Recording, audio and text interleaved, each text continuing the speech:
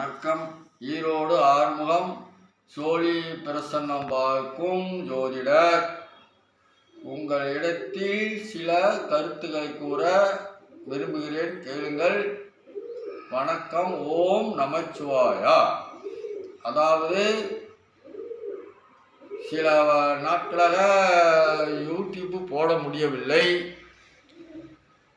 ஏற்கனவே உங்கள்கிட்ட சொல்லியிருக்கிறேன், யூடியூப் போட எனக்கு தெரியாது, யாராவது வந்தால் தான் என்னால் போட முடியும் என்று சொல்லியிருக்கிறேன். அது உங்களுக்கு தெரியும் என்று நினைக்கிறேன். அதாவது நாளை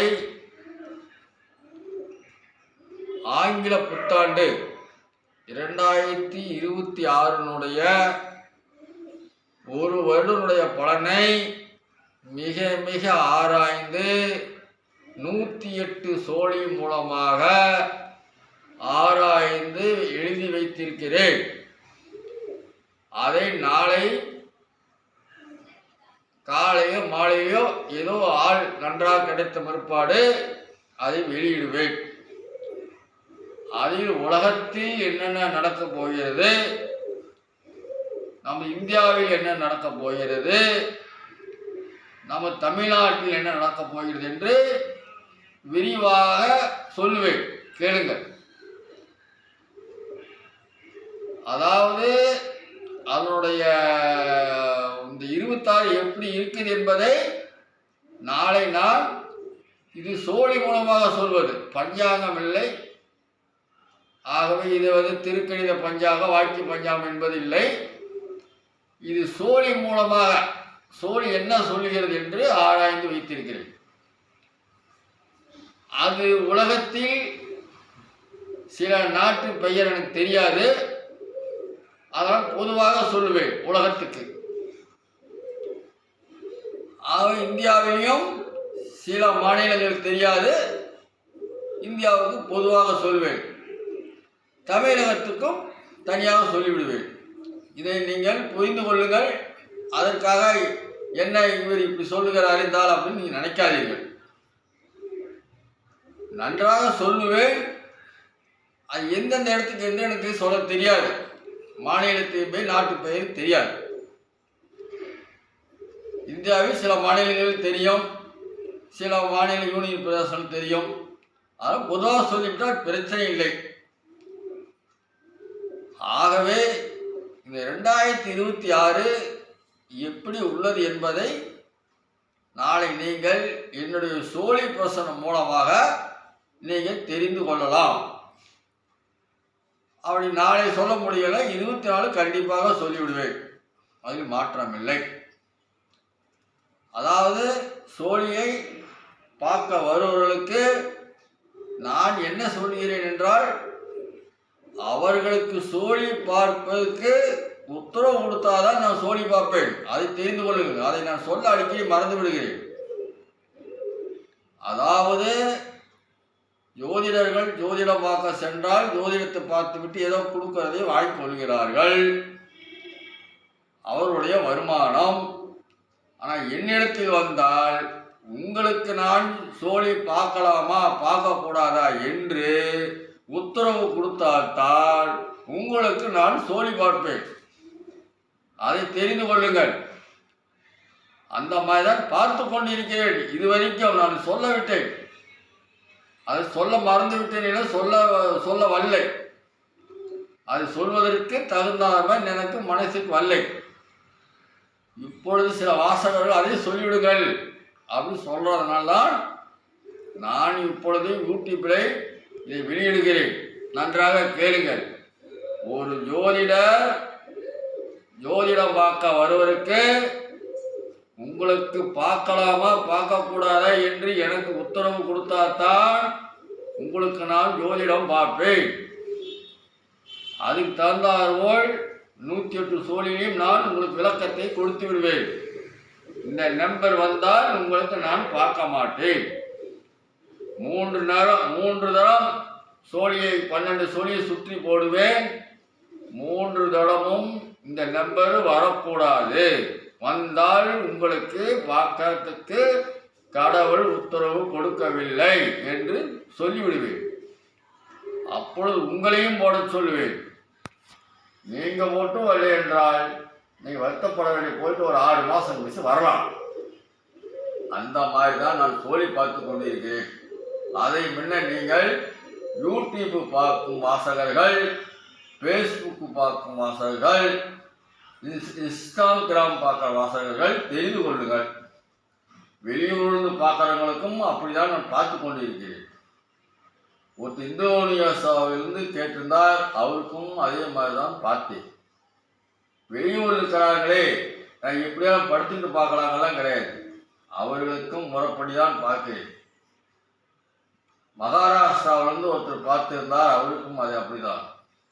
கர்நாடகாவிலிருந்து ஒருத்தர் பார்த்திருக்கிறார், அவருக்கும் அப்படிதான்.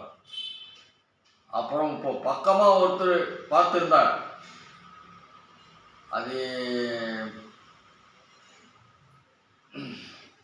எந்த நாடு என்று தெரியவில்லை, இருந்தாலும் அவர் கேட்டிருந்தார், அவருக்கும் பார்க்கலாமா பார்க்கக்கூடாது இருந்தால் ஆஸ்திரேலியா. ஆகவே ஏன் சொல்கிறேன் என்றால், சோழி பார்க்க கூப்பிட்றாங்களே நினைக்கூடாது. உங்களுக்கு பார்க்கறதுக்கு இங்கே உத்தரவு எனக்கு கிட்ட கொடுத்தனால் பார்ப்பேன். முக்கியம் திருமண தடை, அதை தெரிந்து கொள்ளுங்கள். முத்திர பாக்கியம், தொழில் சாணம், அனைத்துக்கும் பார்க்கலாம். இது கிரகத்தின் படி இல்லை, சில கட்டுப்பாடுகளும் சில வார்த்தைகள் மூலமாகத்தான் இதை வெற்றி அடைய முடியும். என்னதான் கிரகம் ஆட்டி படைத்தாலும் கிரகம் நேரடியாக உங்களுக்கு செய்யாது. ஆகவே ஜோதிடத்திற்கும் சோழிக்கும் சில வேறுபாடு உண்டு. ஜோதிடத்தில் ராகு திசை நடக்கிறது அப்படின்னு சொல்கிறார்கள். நான் அப்படி சொல்ல முடியாது. என்ன நம்பர் வருதோ அதை வச்சு நான் சொல்லுவேன். அவர்கள் சனி திசை நடக்குதுன்னு சொல்வார்கள், நான் சொல்ல முடியாது. நான் இப்படி செய்யுங்க அப்படி சொல்லுவேன். அதே போல் வாசகர்களாகிய மக்களாகிய நாம் சில கோயில்களுக்கு சென்று வருகிறோம். எதற்காக சென்று வருகிறோம்? பகவானை தரிசிக்க சென்று வருகிறோம். இப்பொழுது ஒரு ஜோதிடர், உங்களுக்கு டைம் சரியில்லை,